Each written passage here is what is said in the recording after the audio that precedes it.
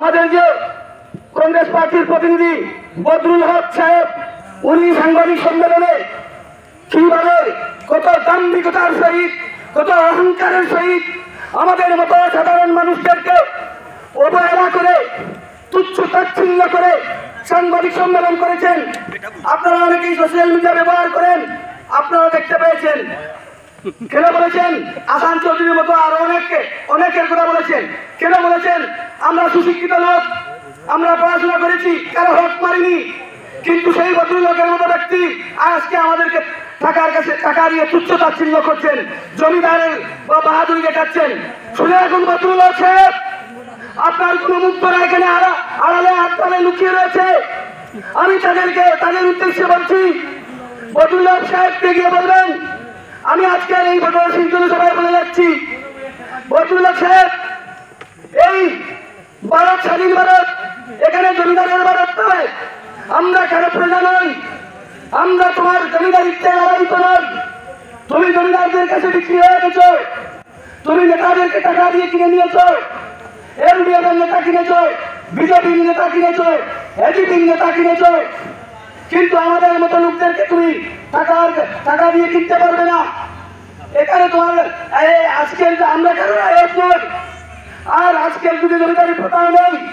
তুমি যে দাম্ভিকতার সহিত সাংবাদিক সম্মেলন করেছ, আমাদেরকে যেভাবে এবং আমাদের প্রার্থীর প্রতিনিধিকে যেভাবে তুমি অপমানিত করেছ, সমস্ত লক্ষ্মীবাজার জেলা পরিষদ আসনের জনগণ আগামী 2 তারিখ তার জবাব দেবে।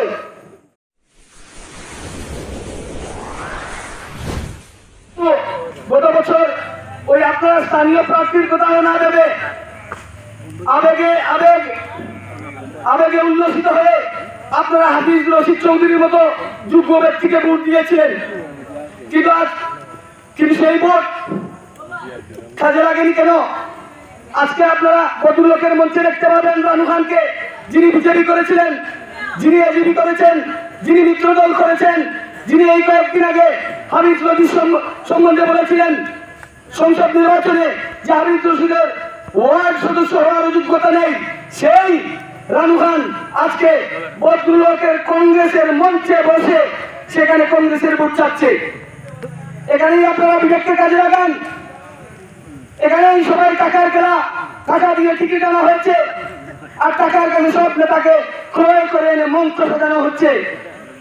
গত বছর যারা ইউনিয়নের হয়ে আপনাদের কাছে ভোট চাইতে এসেছিল, আমি আজকে 2-3 দিন থেকে দেখছি সেই ইউনিয়নের প্রত্যাখ্যিত নেতা যারা রয়েছে তারা এবার মঞ্চ আলো করে বসে আছেন। আমি নাম ধরে বলছি না, আপনারা সোশ্যাল মিডিয়ায় দেখতে পাবেন। এই গত কয়েকদিন আগে পর্যন্ত যারা জালিম কংগ্রেস বলে কংগ্রেসকে নিয়ে ইয়ার্কি মারত, সেই জালিম কংগ্রেসই যারা বলতো, সেই তারাই আবার আজকে সেই কংগ্রেসকে সমর্থন করছে। তো এখানে এই সমস্যাদেরকে টাকা দিয়ে কেনা হয়েছে, কারণ বদরুল হকের টাকার অভাব নাই। সেই টাকার কাছে আসান চৌধুরী প্রথমেই হেরে গেছেন, কিন্তু আপনাদের মতো জনগণের কাছে আসান চৌধুরী হারেননি। কারণ উনার বাড়ির জনসভায় আমরা সবাই ভোটার যারা ছিলাম, সেদিন আবেগে আপ্লুত হয়ে আসান চৌধুরীকে বলেছিলাম, তুমি কোনো দলের টিকিট দেবে না, তুমি জনগণের ভালোবাসার টিকিট নিয়ে নির্বাচনে অবতীর্ণ হও, আগামী 2 তারিখে তোমার বিজয় হবে ইনশাআল্লাহ। সম্মানিত উপস্থিতি, আমি কেন বলছি এবারের নির্বাচন জমিদার বনাম প্রধান নির্বাচন? আজকে আমার ফেসবুক পোস্ট দেখবেন আমি এই কথাগুলো কেন বলছি। আমি একটি ভিডিও শেয়ার করেছি, আমাদের যে কংগ্রেস পার্টির প্রতিনিধি বদরুল হক সাহেব, উনি সাংবাদিক সম্মেলনে কিভাবে কত দাম্ভিকতার সহিত, কত অহংকারের সহিত আমাদের মতো সাধারণ মানুষদেরকে অবহেলা করে, তুচ্ছ তাচ্ছিল্য করে সাংবাদিক সম্মেলন করেছেন। আপনারা অনেকেই সোশ্যাল মিডিয়া ব্যবহার করেন, আপনারা দেখতে পেয়েছেন। আমি সামান্য অংশ এখানে দেখাচ্ছি। এখানে সভাপতি মহাশয় রয়েছেন, উনি বলবেন উনি কে? ভদ্রলোক সাহেব। ভদ্রলোক সাহেব, হ্যাঁ ভদ্রলোক সাহেব। এখানে ভদ্রলোক সাহেব রয়েছেন এই ভিডিওতে।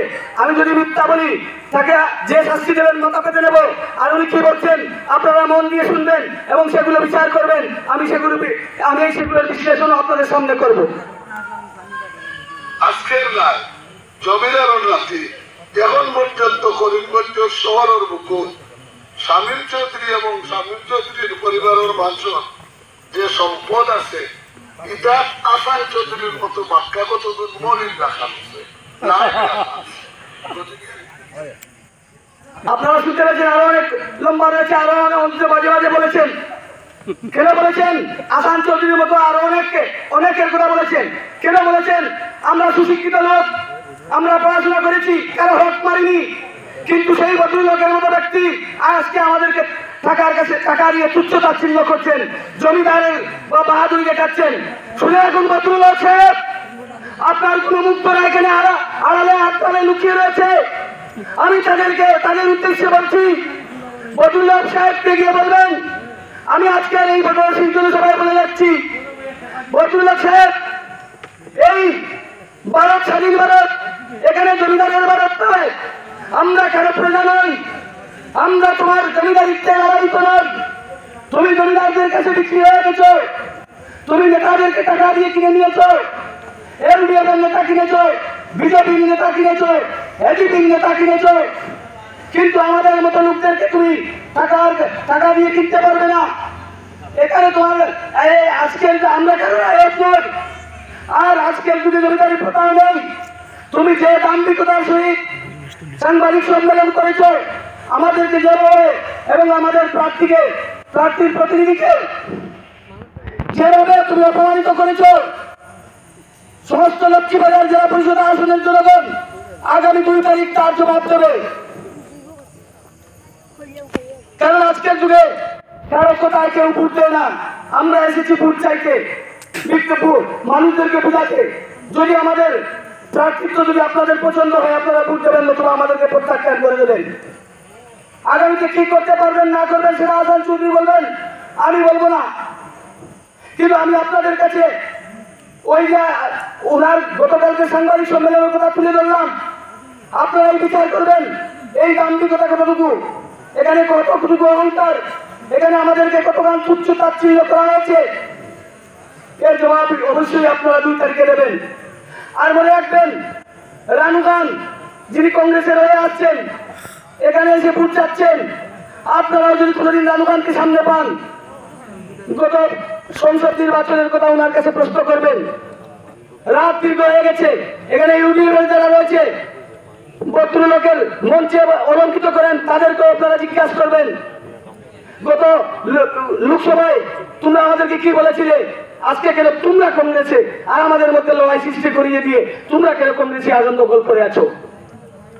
আর আমি সবাইকে বলছি, যারা জালিম কাংগ্রেস বলে ইত্যাদি ফেসবুকে সোশ্যাল মিডিয়ায় লিখতো, তাদেরকে বলছি, কোন টাকার কাছে তুমি হেরে গেলে, কোন টাকার কাছে তোমার আত্মসম্মান বিসর্জন দিয়ে ফেসবুকে তুমি কি লিখো আমি সব জানি, সব দেখি, জবাব দেই না, জবাব দেবো জনসমক্ষে, সে আমার আছে ইনশাআল্লাহ। তাই আমি আর বক্তব্য দীর্ঘ করবো না। আগামী 2 তারিখ আপনাদের যদি বিবেক এবং আবেগ একসাথে করতে পারেন এবং আসান চৌধুরীকে যদি আপনাদের পছন্দ হয়, ওর সংগ্রামী মনোভাব, ও সাধারণ মানুষের সাথে সম্পৃক্ততা, এবং ও কোনো জমিদার করে ছেলে নয়, যদিও চৌধুরী নাম এটার সামনে